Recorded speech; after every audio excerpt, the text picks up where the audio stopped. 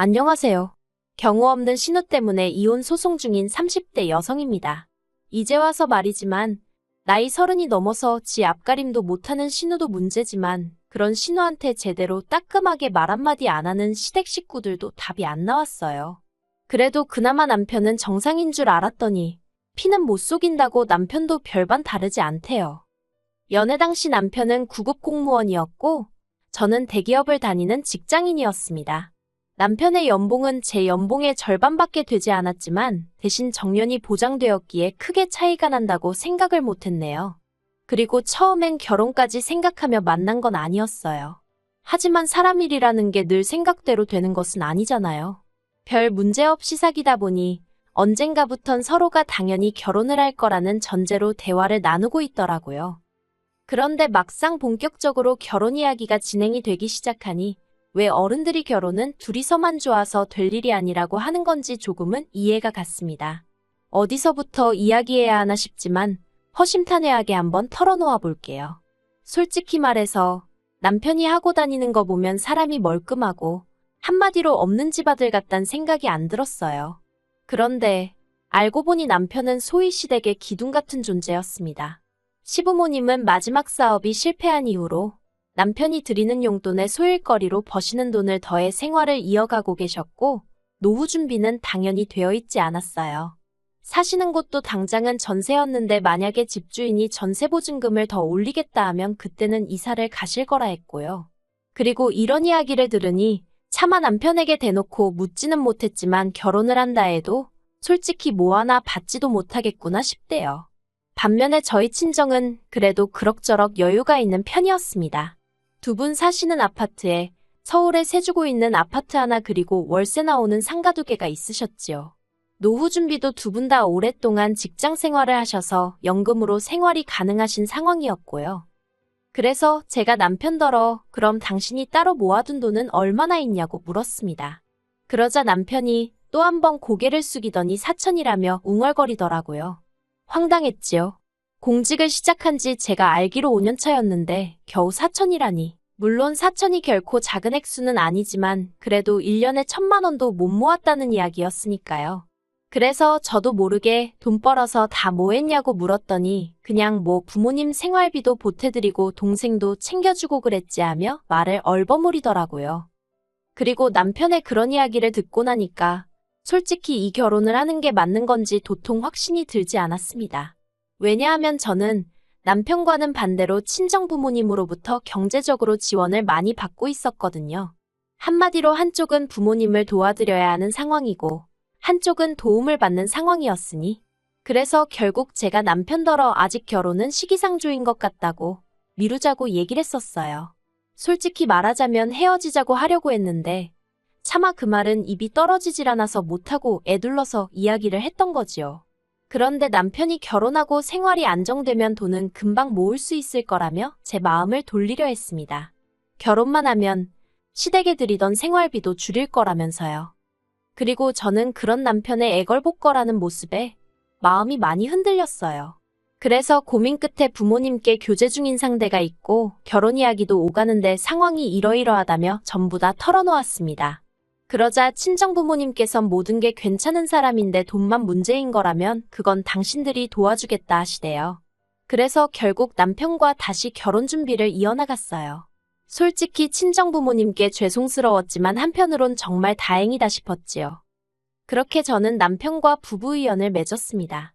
남편은 예상대로 모아둔 돈 4천만 원을 가지고 온 게 전부였고 그 돈으로 혼수와 신혼여행을 해결했습니다. 저는 친정에서 서울에 있는 아파트를 제 명의로 해주셨고요. 그런데 친정부모님이 해주신 건 그게 다가 아니었습니다. 결혼 전 친정부모님 카드를 쓰고 용돈도 받고 게다가 친정에 얹혀 살았으니 솔직히 저도 가만히 있을 수는 없었거든요. 그래서 매달 친정부모님께 150만 원씩 드리고 있었지요. 제가 받아 쓴 게 더 많으니 용돈이라고 칭하긴 남사스럽고 그냥 생활비를 보태는 개념이었습니다. 그런데 친정부모님이 그간 그 돈을 거의 손 떼지 않으시고 따로 모아두셨더라고요. 그리고 그렇게 모인 돈이 자그만치 7천이었습니다.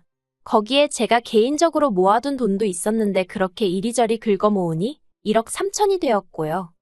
그리고 지금 생각하면 너무나 어리석게도 저는 부부 사이에 비밀은 없어야 한다고 생각했어요.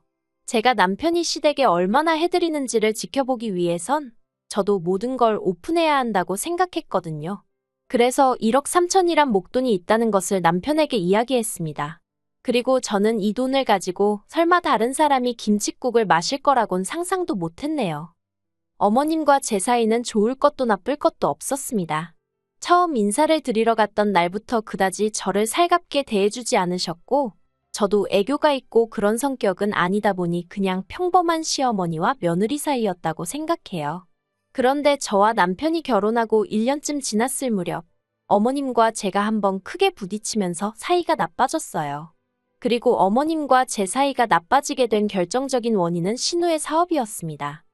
남편에게는 2살 어린, 저와는 동갑인 신우가 있었는데 솔직히 대화만 나눠보면 동갑이란 게 믿기지 않을 만큼 철이 하나도 들지 않은 사람이었어요. 요즘 같은 시대에는 할 줄 아는 게 많아야 한다면서 툭하면 이거 배웠다 저거 배웠다 하는 성격이었는데 덕분에 제대로 할 줄 아는 건 하나도 없었고요. 그런데도 시부모님은 뭐든지 도전해보는 게 좋은 거라면서 없는 살림에도 그런 신우 뒷바라지를 멈추지 않으시대요. 하지만 그거야 뭐. 시부모님이 부모로서 당신 자식한테 투자를 하신다는데 제3자인 제가 무슨 이야기를 하겠어요. 그저 속으로 저건 아니다 싶어도 그냥 혼자 생각만 하고 말았지요. 그런데 그런 신우가 난데없이 양초 사업을 하겠다며 시부모님께 5천을 해달라고 했다더라고요. 하지만 저희 시부모님께 5천이란 큰돈이 있을 리 만무했습니다. 그렇다 보니 시부모님께서 저희 부부를 호출하셨어요. 그리고 알고 보니 저는 시댁에 내려갈 때까지도 솔직히 신우가 사업이니 뭐니 그런 내용을 하나도 몰랐거든요.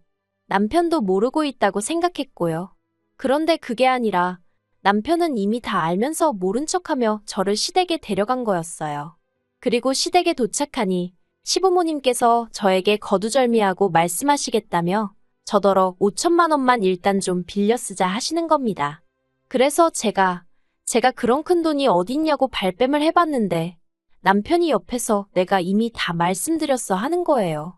환장할 노릇이었지요. 솔직히 말해서 제가 정말 그깟 5천만 원, 없어도 그만이지 할 수 있을 정도로 돈이 많았거나 아니면 저희 시부모님이 정말 그 돈을 갚으실 능력이 되셨거나 하다못해 신우가 하겠다는 사업이 정말 비전이 보였다거나 뭐가 됐든 조건 하나만 맞아 떨어졌어도 제가 최소한 생각은 해봤을 거예요. 하지만 그 어느 것 하나 맞아떨어지는 게 없었습니다. 그러니 생각해보고 말고 할 문제가 아니었지요. 그래서 제가 못 빌려드린다고 그 자리에서 거절을 했어요. 그러자 시부모님 옆에 뚱하니 앉아있던 신우가 왜 못 빌려주냐면서 자기 못 믿냐고 징징거리대요. 그리고 그런 신우에게 차마 내가 너 뭘 보고 믿겠냐 소리는 못하고 원래 가족 간에는 돈 거래하는 거 아니에요 아가씨 하고 말았지요. 그랬더니 옆에서 남편이 제 눈치를 살살 보면서 근데 우리 당장 그 돈 어디다 써야 되는 건 아니잖아 그러는 거예요. 솔직히 처음부터 남편이 시부모님한테 제가 여윳돈이 있다는 쓸데없는 소리만 안 했어도 애시당초 이런 불편한 자리가 생길 이유도 없었는데 가만히나 있지 왜 저딴 소리를 하나 싶어서 제가 남편을 째려봤습니다. 그러자 어머님이 저더러 너무하다면서 그냥 달라는 것도 아니고 빌려달라는데 그것도 싫은 거냐며 섭섭하다고 하시대요. 그리고 그런 어머님께 가타부타 설명해봤자 어쨌든 결국에 빌려주지 않는 이상 저는 나쁜 며느리가 될 게 뻔했으니 그냥 몇 번이고 죄송하다고만 했지요. 그리고 결국 신우는 사업을 시작하지 않았습니다. 사실 제가 냉정하게 딱 잘라 거절을 하긴 했지만 마음이 편치만은 않았거든요. 그래서 신우에게 요새는 판매하는 사업 같은 건 온라인으로 먼저 시작하는 경우도 많다고 이럴 경우에는 초기 자본이 그렇게 많이 들지 않는다고 몇 번 조언을 했어요. 그런데 신우가 그런저더러 그렇게 잘 알면 그쪽이나 그렇게 해서 돈 벌라고 하더라고요. 그리고 이때 저도 시쳇말로 빈정이 확상했습니다. 저는 지한테 매번 아가씨 아가씨하고 불러주는데 지는 언니 소리는 죽어도 못하겠다며 제 이름에 심한 붙여 부르기가 일수더니 급기야는 그쪽이라니. 그래서 저도 그때부턴 신우한테 관심 딱 끊었네요. 그리고 그렇게 사이가 나빠진 걸 어머님은 전부 다 제 탓이라 생각하시는 눈치셨어요. 제가 생각했을 때는 애시당초 며느리 돈을 가져다 딸 사업 자금으로 쓰시려고 한 어머님 때문에 벌어진 사단이었는데 말이에요. 아무튼 이 일로 서로 간의 감정은 크게 상했지만 저는 개의치 않았어요. 냉정하게 말해서 저는 아쉬울 게 하나도 없었거든요. 그리고 이후로 1년이란 시간이 또 흘러 지난달이었네요. 웬일로 신우에게 연락이 왔습니다. 받을까 말까 잠시 고민하다 제가 지한테 뭐 잘못을 한 것도 아니고 왜 피하나 싶대요. 그래서 받았더니 세상에 아무 일도 없었다는 듯 잘 지냈냐입니다. 얼마나 황당하던지 저는 신우가 다른데 전화할 걸 저한테 잘못한 줄 알았어요. 신우는 날씨가 더워지는 것 같다느니 사람들이 어쩐다느니 시덥잖은 소리를 늘어놓더니 조만간 한번 봤으면 좋겠다는 거예요.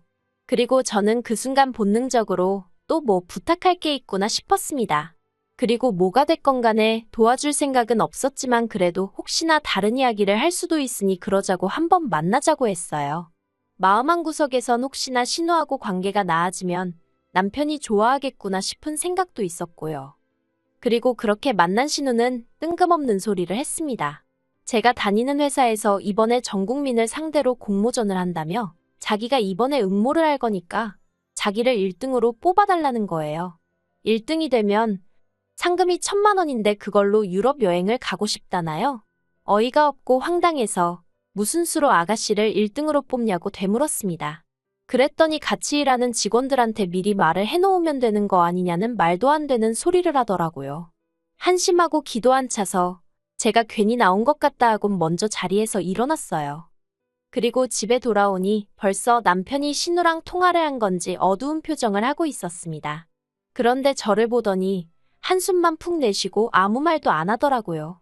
그래서 저는 속으로 자기가 생각해도 어이가 없으니 나한테 따지지도 못하는 거겠지 싶대요. 그리고 남편이 잘못한 건 아니니까 좀 안쓰러운 마음도 있었어요. 저를 보기가 얼마나 창피할까 싶어서요.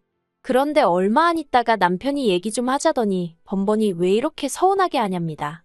제가 그게 무슨 소리냐니까 자기도 자기 여동생이 저만큼 똑부러지지 못한 건 알지만 그래도 그렇게 매번 무시하는 건 경우가 아니지 않냐며 제가 너무한 것 같다는 거예요.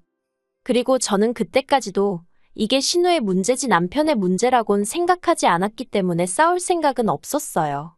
그래서 서운하게 하려던 건 아닌데 미안하게 됐다고 했습니다. 그랬더니 자기 기분이 문제가 아니라 신우가 울고불고 난리가 났다면서 저 때문에 아무것도 하기 싫다고 의욕이 꺾였다고 그러더라는 거예요. 듣는데 어이가 없었지만 그래서 나더러 어떡하라는 거냐고 물었어요. 그러자 남편이 한다는 말이 이참에 그간의 일을 사과하는 의미로 유럽 여행을 제가 보내주면 어떻겠냐입니다. 14박 15일 정도로요. 그 말을 듣는데 순간 화가 나서 눈이 뒤집힌다는 게 이런 기분인가 싶대요. 당연히 용납할 수 없는 이야기였고 그 말을 시발점으로 남편과는 전에 없이 크게 다투게 되었습니다. 남편은 제가 신우를 무시한 게 문제라며 그걸 먼저 사과해야 한다우겼고 저는 무시한 적도 없지만 이제 정말 무시해야겠다고 아주 네 동생이나 너나 수준도 안 맞고 뻔뻔해서 상종도 못하겠다 받아쳤어요. 그리고 싸움이 길어지면서 남편은 저 때문에 시부모님께 용돈까지 줄여서 드리고 있다며 자기가 힘들게 돈 벌어서 저 좋은 일 시키는 것 같다는 말 같지도 않은 소리를 해댔지요. 저는 그런 남편에게 네가 벌어온 돈은 전부 네가 다 쓴다고 네 기름값이며 보험료며 네 입으로 들어가는 음식들은 다 어디서 공짜로 나오는 줄 아냐 했습니다. 그리고 지금 네가 서 있는 이 집도 따지고 보면 네 지분은 하나도 없는데 단지 나랑 결혼했단 이유로 공짜로 지내고 있지 않냐 소리까지 해버렸네요. 그러자 남편이 할 말이 없었는지 저더러 네 능력으로 산 집도 아니면서 그런다는 거예요. 그래서 잘난 부모 둔 것도 내 능력이라고 소리를 질러버렸어요. 그랬더니 남편이 못 참겠다며 자기가 나가겠답니다. 대신 저더러 침대는 자기 돈으로 산 거니까 쓰지 말라길래 내일이라도 바로 용달차 불러서 시댁으로 보낼 테니 걱정을 말라 했네요. 그리고 남편이 집을 나갔고 저는 그런 남편이 괘씸해서 견딜 수가 없었습니다. 그래서 말한 대로 용달차 불러서 침대 몇 식탁이며 남편 돈으로 산 것들은 전부 다 시댁으로 보내버렸지요. 그랬더니 이번엔 어머님이 전화를 하셔서는 남편을 내쫓아놓고는 이런 짓까지 하느냐며 이걸 지금 어디다 두라는 거냐고 화를 내시는 거예요. 그래서 그건 어머님 아들하고 상의하시라고 그 사람이 자기 거라길래 돌려준 거라 했더니 어머님이 저더러 독종이라면서 살다 저처럼 독한 엑스는 처음이랍니다. 그래서 그러시냐고 저도 어머님도 그렇고 이렇게 뻔뻔한 사람들은 처음이라고 받아쳐버렸네요. 솔직히 이미 이혼까지 생각하던 마당이었으니 당하고만 있을 필요가 없겠더라고요. 그리고 거기서 그치지 않고 저는 바로 지인의 소개를 받아 이혼 전문 변호사를 고용했습니다. 처음엔 남편하고 협의 이혼으로 하려고 했는데 어디서 뭘 듣고 왔는지 아파트 절반이 직권의 재산 형성이 어떻고 저떻고 헛소리를 남발하길래 어쩔 수가 없었네요. 그리고 지금 소송 진행 중인데 전 걱정이 하나도 없습니다. 변호사도 자기가 수임료 받기가 민망할 지경이라고 할 정도로 저한테 유리한 상황이거든요. 하지만 남편은 이제 조금씩 똥줄이 타는지 정말 이혼해야겠냐며 저를 자꾸 찔러봐요. 그것도 하루는 울고불고 매달리기도 하고 또 어떤 날은 화도 내고 아주 혼자 북치고 장구치고 생쇼를 하고 있지요. 물론 저는 아무런 타격도 받지 않고 있지만요. 지금은 그저 이 지리한 과정이 빨리 마무리가 되어 완벽하게 자유의 몸이 되고 싶은 마음뿐입니다.